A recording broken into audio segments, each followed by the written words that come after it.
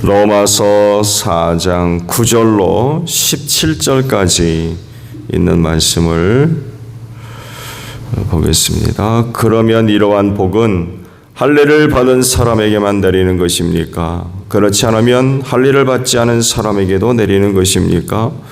우리는 앞에서 말하기를 하나님께서 아브라함의 믿음을 의로 여기셨다 하였습니다.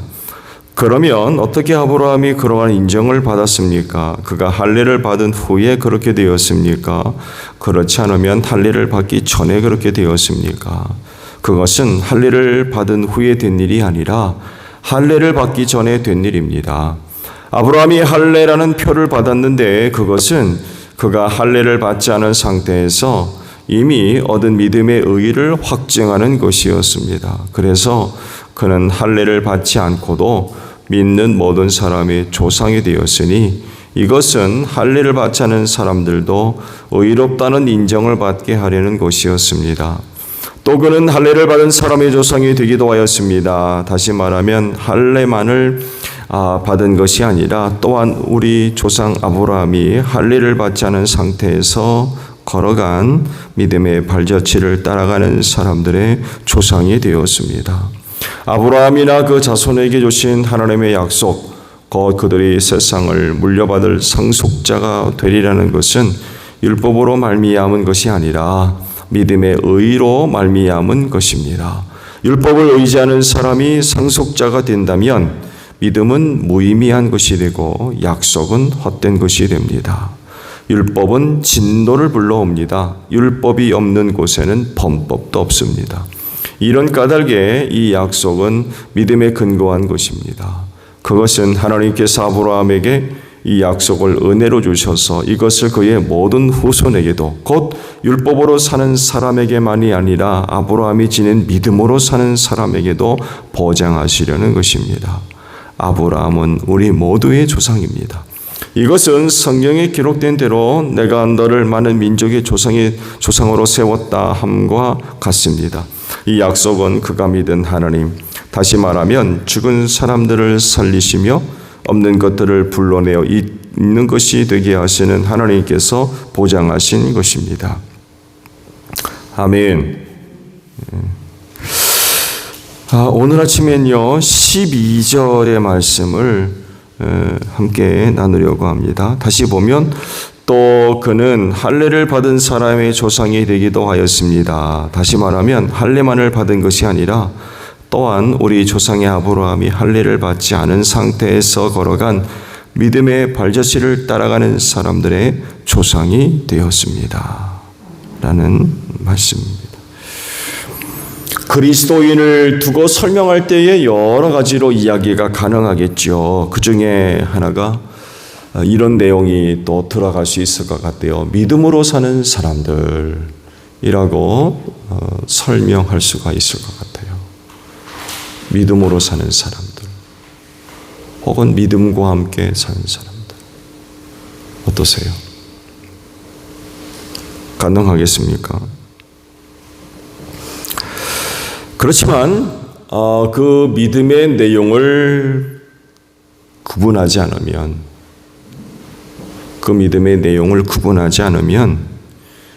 이게 뭐 그리 대단한 것이냐라고 할 수도 있어요. 왜냐하면 많은 사람들도 나름 믿음을 갖고 있기 때문에 그렇습니다. 믿음이 없이 사는 사람이 있어요? 믿음 없으면 어떤 결정이나 어떤 행동을 하는데 많이 주저하게 돼요. 누구는 인생은 모험이다 라고도 하는데, 모험을 하더라도 어떤 부분에 대한 확신이 있어야 되잖아요. 왜냐하면 인생이 모험이라고 하는 말이 맞더라도 무모한 것은 아니거든요.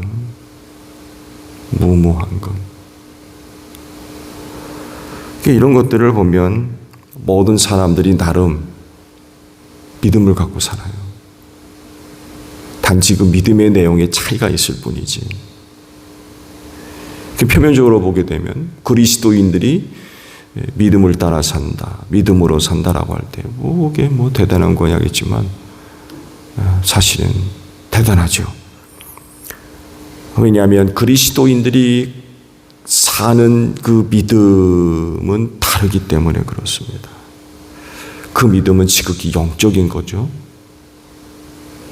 영적인 것입니다. 영적인 것과 관련되어 있는 믿음입니다. 즉, 이건 육신의 눈으로나 귀로나 쉽게 확인이 되고 경험될 수 있는 그런 그 부분이 아니거든요.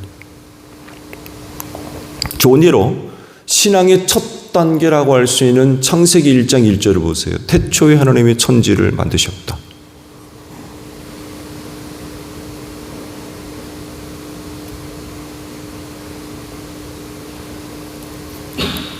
이것을 믿는 것이 바로 그리스도인이라는 거예요.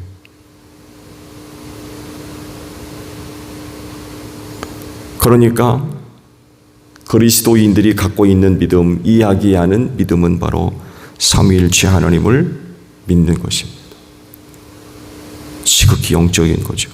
이렇게 보게 되면 또 다른 사람들이 갖고 있는 믿음의 내용과 크게 달라요. 그리고 또 이런 믿음 때문에 조롱받기도 하죠. 어떻게 그런 걸 믿느냐? 봤냐? 들었냐? 이러고 대드니까 심지어는 사기꾼이라는 말도 합니다. 그렇지만 그리스도인은 삼위일체 하나님을 믿는 사람입니다. 그리고 이 믿음 갖고 살아요. 이것이 세상에 있는 모든 사람들이 갖고 있는 믿음의 내용과 크게 다른 것입니다. 성경에 믿음의 조상이라고 불리우는 사람 하나가 있죠. 아브라함이에요. 11절 말씀에 그를 가리켜 믿음의 조상이라고 표현을 하셨습니다.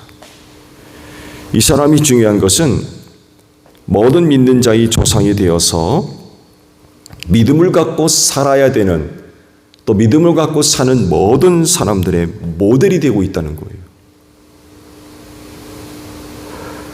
그가 믿음의 조상이 되어서 믿음의 발자취를 후세 사람들에게 남겨주었어요. 그래서 같은 믿음을 갖고 있는 사람들은 아브라함이 남긴 발자취를 따라가고 있어요.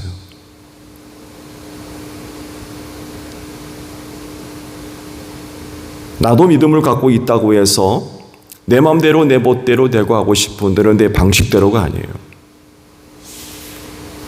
믿음의 조상이 된 아브라함이 남긴 발자취를 같은 믿음을 갖고 있는 사람들이 뒤따라가고 있다는 것입니다.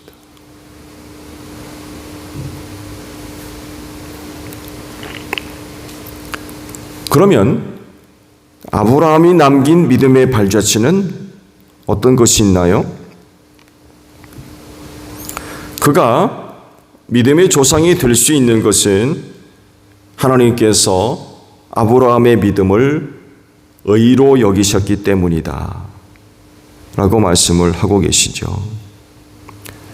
그런데 그가 하나님으로부터 의로 여기심을 받은 때가 언제였느냐 라고 할 때에 할례 받기 이전이냐 이후냐 라고 지금 묻고 있거든요. 언제입니까? 이전이죠. 아브라함의 믿음이 의가 되었던 것, 그건 할례 받기 이전이었어요.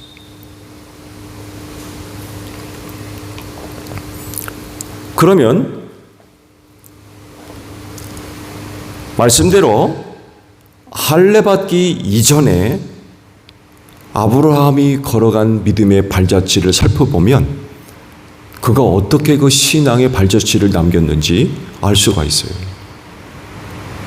말씀드린 대로 같은 믿음을 갖고 있는 사람들이 그 믿음의 발자취를 뒤따라가고 있거든요. 자, 그러면 아브라함이 남긴 믿음의 발자취는 할례 받기 이전에 어떤 게 남겨져 있나요? 이걸 잘 알려면 히브리서 11장을 보게 되면 잘 알 수 있어요. 히브리서 11장을 뭐라고 불러요? 믿음장이라고 부르거든요. 성경에 믿음이 언급되어 있는 거의 모든 내용들이 기록되어 있어요. 거기 아브라함이 빠지겠습니까? 안 빠지겠습니까? 빠질 수가 없죠. 믿음의 조상이니까.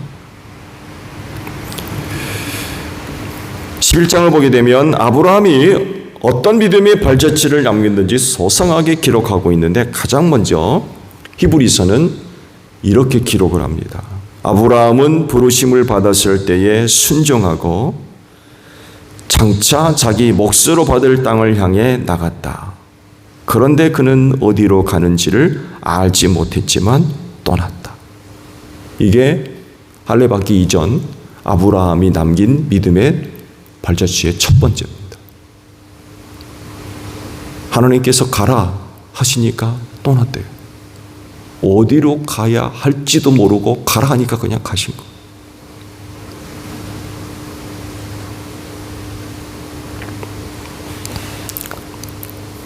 다음으로요. 믿음으로 그는 약속하신 땅에서 타국에 몸붙여 사는 나그네처럼 거루하였으며 같은 약속을 함께 물려받을 이삭과 야곱과 함께 장막에서 살았다 라고 표현을 하고 있습니다. 하나님께서 가나안으로 가라 하셔서 와서 보니 이미 그 땅에 주인들이 살고 있어요. 가나안의 7 부족들이. 그래서 그는 그곳에서 주인 행세를 할 수가 없었어요. 이 말씀에서 기록하고 있는데 나그네처럼 살았어요. 그 좋은 예가 이삭 때 그런 일이 벌어지죠. 어떤 일이 벌어져요? 우물을 뺏겨요. 우물을. 저항 한번 못합니다. 이것이 바로 나그네여 거류민의 한계예요. 그 땅 주인이 따로 있거든요. 내놔. 그러니까 뺏기는 거예요, 그냥. 오늘 아시죠? 근동 지역에는요, 물이 없으면은 살 수가 없거든요. 그리고 물이 얼마만큼 나느냐에 따라서 마을의 크기가 달라져요. 물이 많이 나면 마을도 커요. 이런 영향을 받는데, 우물을 빻으니까 그냥 뺏겨요. 한 번 저항하지 못합니다. 아브라함 때도 비슷한 그런 그 모습이 하나 있었죠. 그러잖아요. 아름다움을 보고 나를 죽이고 너를 아내로 뺏어갈까 봐 그러니까 동생이라고 하죠. 왜 이런 일이 벌어져요? 그 땅 주인이 아니에요. 거류민이에요. 나그네고 아무런 힘이 없는 거예요. 살고자 이런 생각까지 할 수밖에 없었어요. 그런데도 하나님의 약속을 믿고 아들, 손자 데리고 장막에서 살았대요. 가나안에서 살았다는 거예요. 떠나지 않고. 애굽으로 잠시 내려갔다 왔습니다만에도 그는 그 이후로 벗어나지 않죠. 애굽에서, 이집트에서 너무나 소중한 경험을 했어요. 너무나 소중한. 내가 이곳을 떠나면 안 되는구나 라는 것을 경험한 거죠.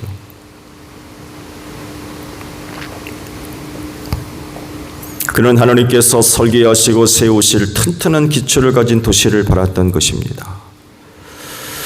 그리고 아브라함과 사라를 이제 덧붙여서 설명을 합니다. 모두 믿음을 따라 살다가 죽었대요. 그들은 약속하신 것을 받지는 못했지만 그것을 멀리서 바라보고 반겼으며 땅에서는 길손과 나그네 신셈을 고백하였다라고 히브리서 11장의 말씀이 아브라함의 믿음의 발자취를 설명을 하고 있습니다. 그냥 그렇게 살다가 죽었대요. 얻지를 못했다는 거예요. 그러나 멀리서 바라보고 반겼대요. 믿음으로 하나님께서 그것을 주실 줄로 믿고 그냥 멀리서 바라보기만 했다는 거예요. 지난번에 말씀을 드렸죠. 아브라함은 일생 살면서 자기에게 약속하신 것 보지 못했어요. 손으로 만져보지 못했고. 그렇지만 믿음으로 봤어요. 하나님께서 그렇게 약속하신 것이기 때문에 반드시 그렇게 해주실 것이다. 이게 아브라함이 남긴 믿음의 발자취.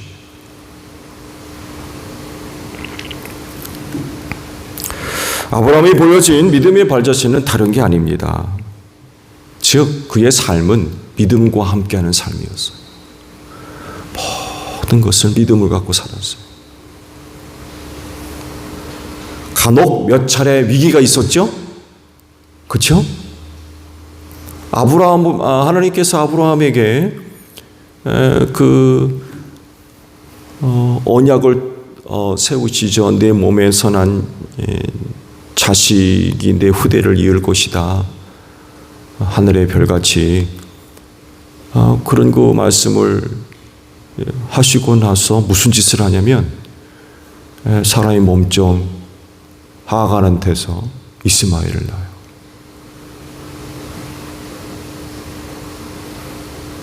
믿음의 위기죠.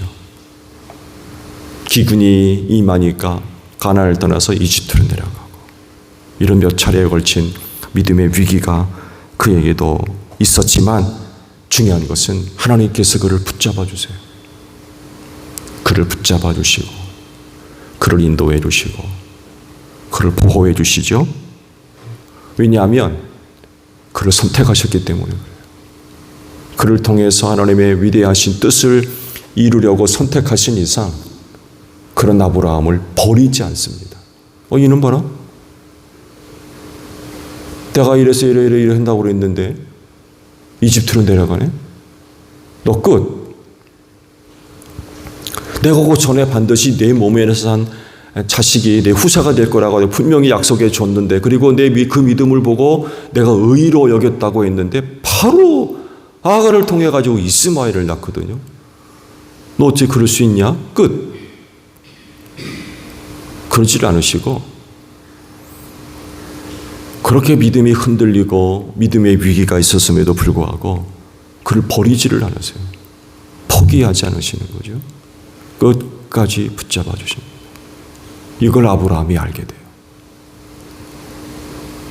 그런 이유, 그런 경험들을 통해서 아브라함이 너무나 소중한 경험을 하게 됩니다. 그러면서 그의 삶이 믿음의 삶으로 변화되기 시작해요. 믿음과 함께 사는 것. 그런 것을 버리지 않으시는 하나님의 은혜와 사랑을 알고 그것 어떻게든 믿음으로 살려고 그래요. 믿음으로 사는 것을 포기하지 않은 거죠. 그게 이삭을 통해서 증명되는 거죠. 믿음으로 사는 것이 참 중요하구나. 믿음으로 사는 것이 참 복되구나 라는 것을 그가 알고 난 뒤 이삭을 바쳐라. 그러니까 바치려고 그러잖아요. 이게 가능할 수 있었던 건 하나님을 믿었기 때문에 그런 거예요. 믿었기 때문에.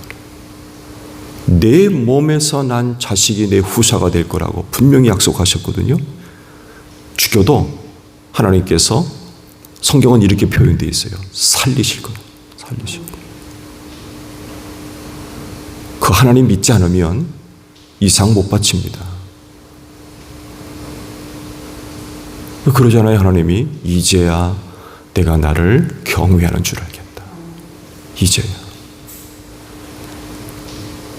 아브라함 믿음의 발자취를 우리에게 남겨줬어요. 믿음으로 사는 건 이런 것입니다. 그리스도인은 믿음 안에서 아브라함의 후손이 된 사람들이죠.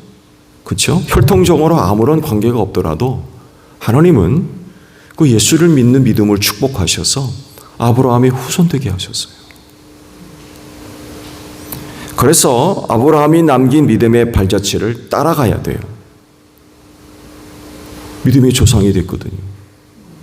우리 믿음의 후손이 되었고, 그래서 우리 그리스도인의 삶도 아브라함과 같이 믿음과 함께하는 삶이 되어져야 된다는 것입니다.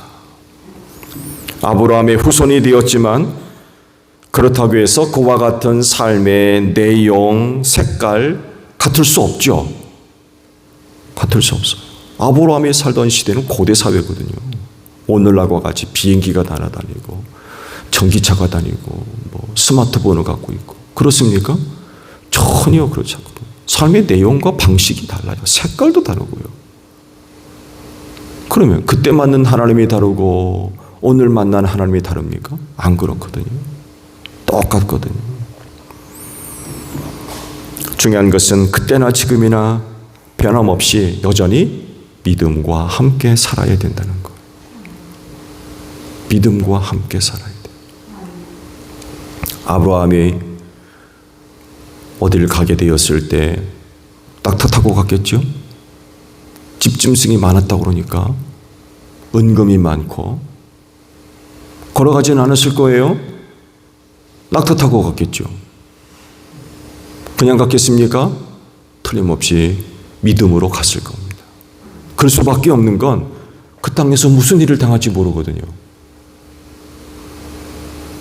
그러니까 짧은 거리라도 하나님을 의지하고 갈 수밖에 없는 거예요. 오늘 우리가 천안 갈 때 뭘로 가요? 거의 대부분이 자가용으로 갑니다. 그냥 갑니까? 기도하며 갈 거요. 하나님 지켜주세요. 인도해 주세요. 오늘 나가서 하는 일 잘 되게 해주세요.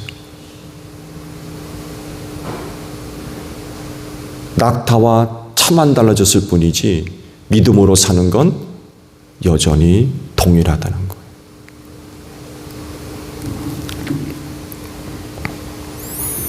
여전히 지금도 변함없이 믿음과 함께 살아야 된다는 것입니다.